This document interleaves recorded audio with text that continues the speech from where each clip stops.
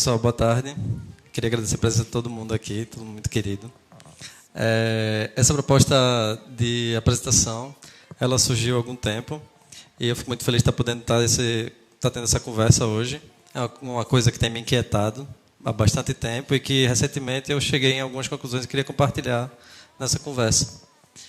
E eu acho que quem me conhece há mais tempo deve ter ficado um pouco chocado assim, com o título da palestra, talvez, porque eu estou aqui para falar disso, certo? Não estou aqui para falar de dinheiro, né? E aí todo mundo, como assim? Né? Que porra é essa? Léo, né, esse cara aí, né? Esquerdopata e tal, fica falando de igualdade, fica falando de vamos melhorar o mundo. Como é que o cara chega aqui, na cara mais lavada do mundo, para falar de dinheiro, na frente da gente, amigo desse cara? Espera aí, calma, que vai dar tudo certo. Tá tudo de boa. A grande história é o seguinte: a gente vive numa sociedade de consumo, né? Uma sociedade de consumo que, se fosse pelas essas linhas evolutivas que a gente vê do Darwin, de que a gente evolui baseado na vida que a gente leva e nas necessidades que a gente tem, a gente poderia muito bem no futuro estar dessa forma, né? Realmente uma couch potato com várias bocas aí consumindo loucamente, né, nesse mundo. E aí, dentro desse contexto, nós temos esse livro, que também é um vídeo, que ele é bem interessante, é um documentário de 20 minutos, que ele traça o panorama da nossa sociedade e como ela funciona atualmente em termos de consumo, né? A gente tem uma série de indústrias que estão sempre consumindo, que estão sempre produzindo para que a gente consuma, criando necessidades para que a gente esteja consumindo sempre, porque, teoricamente, isso faz o mundo girar. Isso é a roda que move o mundo, né? Eu acho que a gente já escutou isso ao longo da nossa vida várias vezes. E, realmente, é verdade. A gente vê de muitas formas, quando a gente começa a analisar, a gente vê que é isso. Quando a gente tem agora uma situação econômica que está em retração, é por quê? Porque baixou o consumo, né? Então, se a gente não está consumindo, mas por que é que a gente precisa estar consumindo tanto?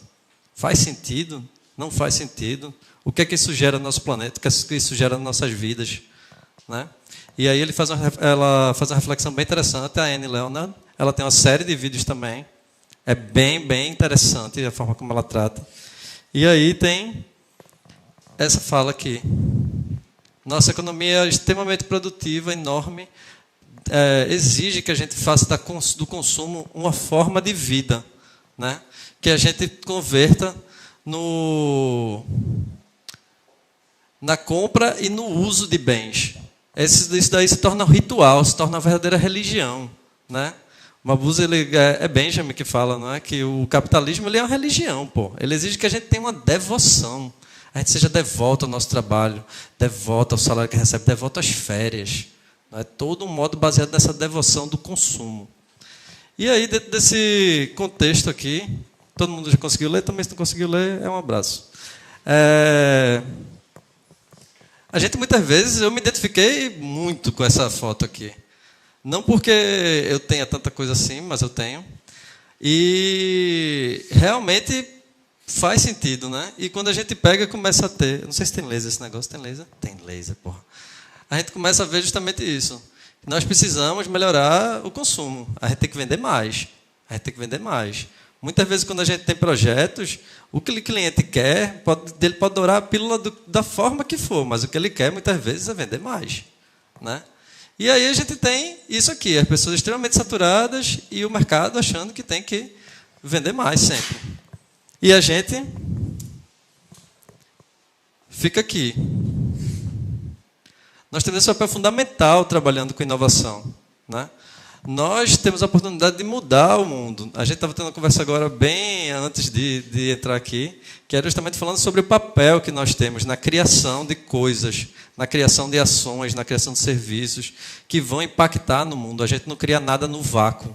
Nós não somos cientistas que estão dentro de um laboratório isolado, na Antártida, trabalhando com vírus que nunca vai sair dali, porque se saiu, a temperatura mata ele. A gente está trabalhando aqui dentro do mundo, né? A gente está trabalhando inserido na sociedade para a sociedade, né? Por mais que a gente esteja trabalhando para várias pessoas, dentro de coisas, a gente tem uma série de stakeholder. E o nosso stakeholder final são as pessoas, é gente, né?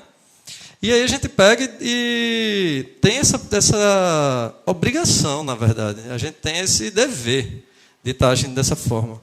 Nós somos os artífices que estão mudando o mundo. Nós estamos mudando a realidade com nossas produções, com a forma que nós estamos interagindo no mundo, né? Eu botei uma foto de um mago porque eu gosto muito de magia. E aí, quem não quer mudar o mundo, né? Alguém está achando que o mundo está massa nessa sala, que de boa, estou tranquilo, não tem nada para mudar. Se alguém tiver, por favor, uma vez alguém levantou a mão, hein? Tem pessoas que estão achando que o mundo está perfeito do jeito que está tranquilo, está suave, né? Mas eu acho que não.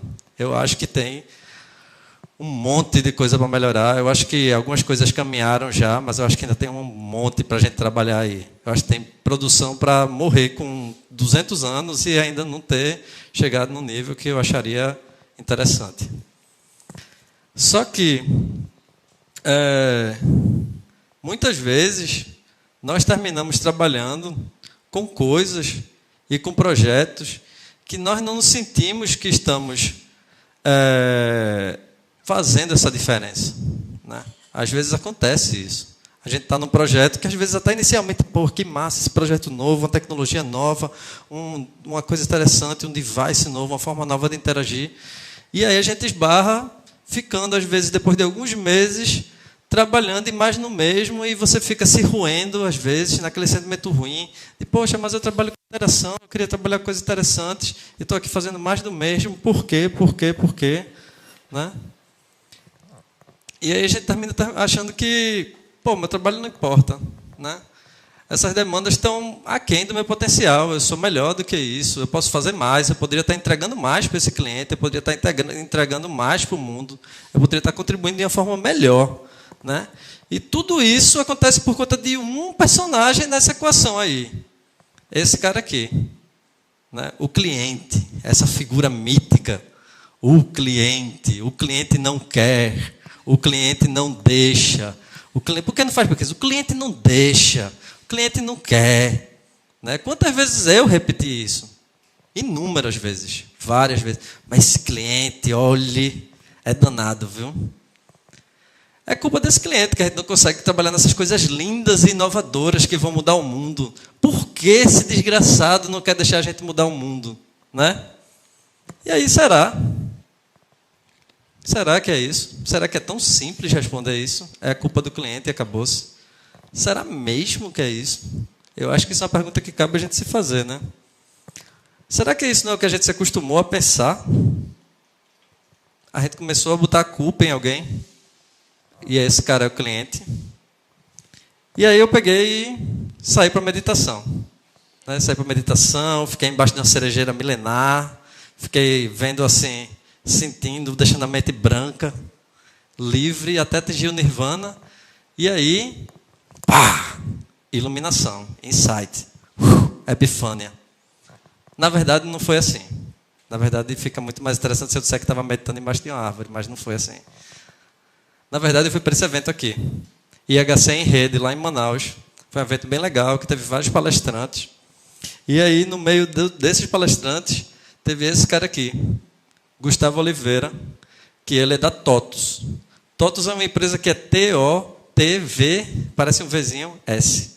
Tem sempre nos carrinhos de aeroporto, né? Quem viaja, vai no aeroporto pegar alguém, deve ter visto já, eu já tinha visto várias vezes, e de repente eu, olha, esse cara é da TOTUS, agora tudo faz sentido. Massa. E aí eu conheci esse cara, que ele é o Senior UX de lá da TOTUS. E aí ele pegou e foi fazer um case. Nesse case ele falou a TOTUS é uma empresa, tá? A TOTUS não é um instituto de inovação, não está no modo de empresa mesmo, mindset, vamos vender coisa para ganhar mais dinheiro possível, só que eles trabalham com software. E nesse caso aqui do case que ele apresentou era software de ponto de venda. Aí ele pegou e me disse, e a gente fez uma pesquisa de UX massa, que durou um mês. Aí eu, é o quê? Não, vai. Não, fiquei assim, de cara, né?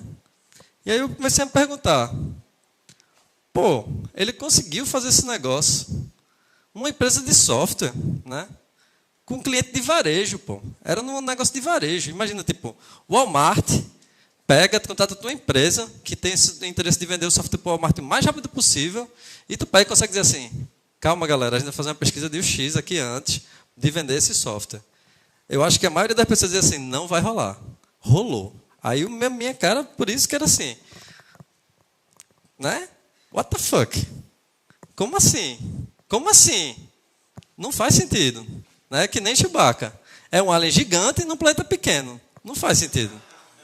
Não é isso? Como é que eles fizeram? Eles devem ter torturado alguém. Certamente foi tortura, né, para conseguir fazer um projeto desse. Não. Foi magia. Com certeza a resposta está na magia. Foi um feitiço que modificou a mente de alguém para conseguir topar esse negócio. E aí também não. É dinheiro. No final das contas, foi o dinheiro. Né? Foi o dinheiro como? Foi aí que eu me liguei. Foi aí que eu tive a epifânia, conversando com outra pessoa nesse diálogo, lá no IHC em Rede. Está relacionado com valor. Né? Muitas vezes a gente pega e trabalha falando que, pô, vamos fazer uma pesquisa que vai pegar e gerar um produto que vai ter mais valor para o usuário. Né? Vai ser melhor, o produto vai funcionar melhor, a tradução vai ser melhor, a experiência vai ser melhor. Né? Só que valor é um conceito bem subjetivo. E a gente, quando faz esse discurso, muitas vezes a gente não está tratando com o cara que está contratando a gente. A gente está só dizendo qual é o valor que a gente vai entregar para o usuário. Mas o cara, às vezes, ele está pensando assim, e para mim, né? Então, tipo, não estou interessado nisso. Porque valor é subjetivo. Se eu estou numa cadeira de gestão lá dentro de uma empresa, não sei o quê, muitas vezes valor para mim é outra coisa, no contexto de empresa, no contexto de cliente. Né? Eu quero ouvir outra coisa, pô. Não quero ouvir que vai melhorar a vida do meu usuário, porque isso não vai me manter minha empresa funcionando. Né? E aí, cada um de nós valoriza coisas diferentes. Eu, por exemplo, valorizo muitíssimo as pessoas, por isso que eu fico tão feliz na oportunidade dessa, como essa, de estar aqui dialogando e conversando com vocês. Né? Só que mostrar que essa pesquisa leva a ganho de tempo, né? De desenvolvimento, por exemplo. Quando você entende bem qual é o problema, muitas vezes você consegue atacar mais cirurgicamente, ao invés de ficar atirando para tudo quanto é lado, porque não se sabe direito o que se está fazendo. Né? Quando a gente faz essa articulação de dizer para o cara, olha, vai ter uma pesquisa, porque essa pesquisa vai poupar tempo de desenvolvimento, e esse tempo de desenvolvimento vai ser uma economia de X nesse projeto, de 200 mil, de 20 mil, de 50 mil, de 100 mil. Isso é valor. Isso é valor também.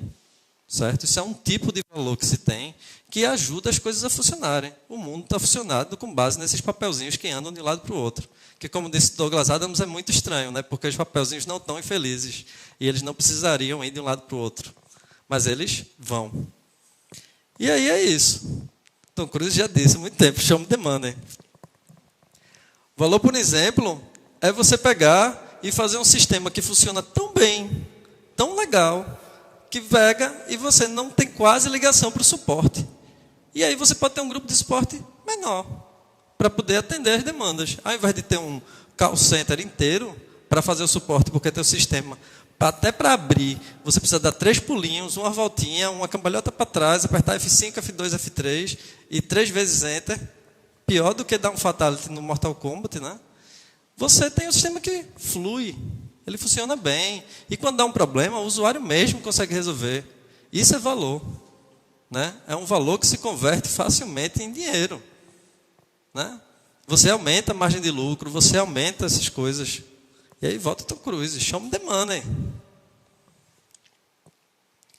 Então, para o cliente, essa redução de tempo de treinamento dos funcionários também era valor.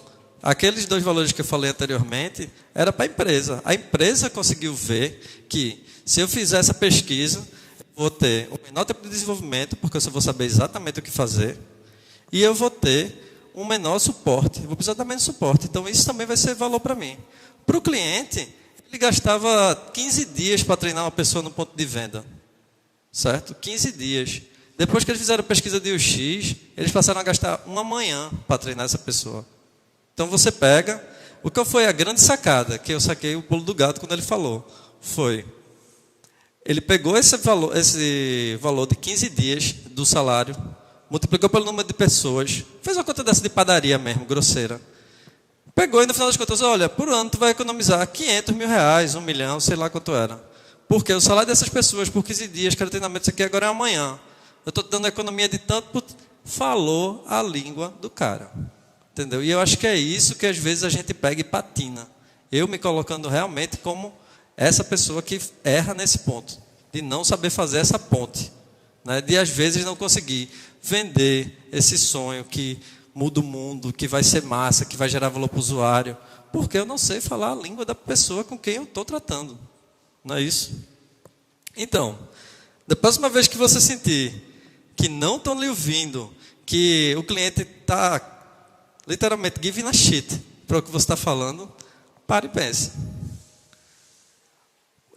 Está claro para todos os stakeholders, todas as pessoas que estão coisando. Às vezes é um gestor, às vezes é uma pessoa de negócios, às vezes é uma pessoa que está lá do outro lado que é o cliente, às vezes são seus colegas que vão implementar, às vezes é o seu colega que está lá trabalhando naquele projeto. Você está conseguindo se comunicar de forma efetiva para mostrar que valor você está entregando com sua proposição? Talvez, se você analisar isso mais profundamente, sua proposição, ela não se sustente. É até um exercício interessante para a gente fazer, de realmente essa minha proposição faz sentido para todos os stakeholders que estão envolvidos nesse projeto, ou é só egolombra?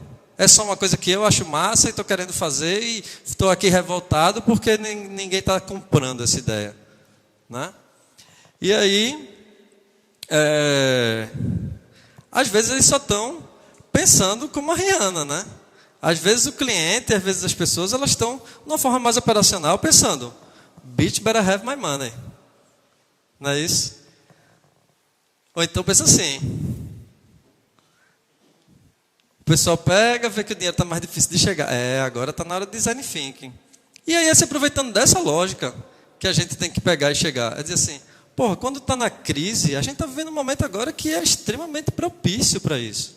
A gente está vivendo agora um momento que se a gente pega e mostra que a gente entrega valor, gastando muito pouco, porque pesquisa muitas vezes, a gente consegue fazer de uma forma rápida, consegue fazer de uma forma interessante, que entrega muito valor por um custo muito baixo às vezes.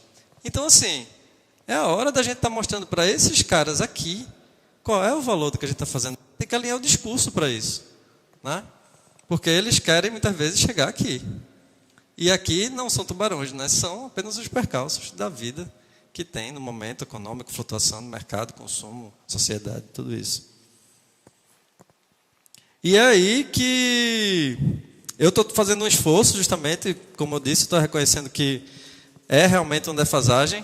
E aí tem esses 2 livros que eu estou começando a ler, Value Proposition Design, que ele fala justamente de você propor valor. É um livro bem massa, ele tem um monte de ilustração bacana, ele é um livro lindo.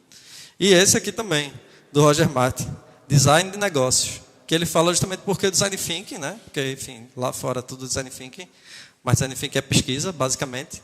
Ele pega e é o grande diferencial de negócios hoje em dia. Porque a gente tem uma indústria, uma sociedade de consumo, onde todo dia sai um novo produto.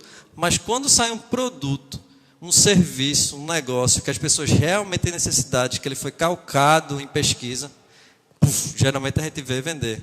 A gente vê dar valor para as pessoas. Ontem mesmo, um fragmento de valor que eu vi, que eu estava baixando um arquivo de um site que eu tinha criado uns cartazes online. Quando eu baixei o arquivo zip, ele me veio com uma dica de saúde. O nome do arquivo zip era um mini texto com uma dica de saúde. Era coma morangos, porque eles protegem suas células. Basicamente isso. Eu disse, que massa, ao invés de vir assim com 002375, ele veio uma dica de saúde. Me deu vontade automaticamente de usar esse site mais vezes. Uma pequena pílula de valor para o usuário, que com certeza se converteu em mais acessos para o dono do site, né? Que vai se converter em mais negócios, mais fundos, mais lucro, mais dinheiro, né? Só que se a gente pega e diz assim, vamos botar o nomezinho do arquivo com uma dica, o cara vai dizer assim, tá, isso vai me levar mais quantos dias? Mas uns 2 dias para a gente fazer isso. Tá, e aí? Vai ficar massa. Vai ser massa para o usuário. Tá, mas é aí que a gente falha muitas vezes assim, Tá, mas isso vai gerar mais acesso. O acesso vai melhorar o negócio, vai expandir. Aí o cara, aí ele faz a sinapse. Às vezes falta fechar essa cadeia. E aí é isso. Se a gente aprender a falar a língua do dinheiro, né, muitas vezes a língua dos negócios, a gente consegue fazer mais coisas que vão mudar o mundo. Né? Fica mais fácil. A gente chega mais fácil do outro lado. É isso que eu queria falar. E eu sou Leonardo, antropólogo, design de interação e mago. Obrigado.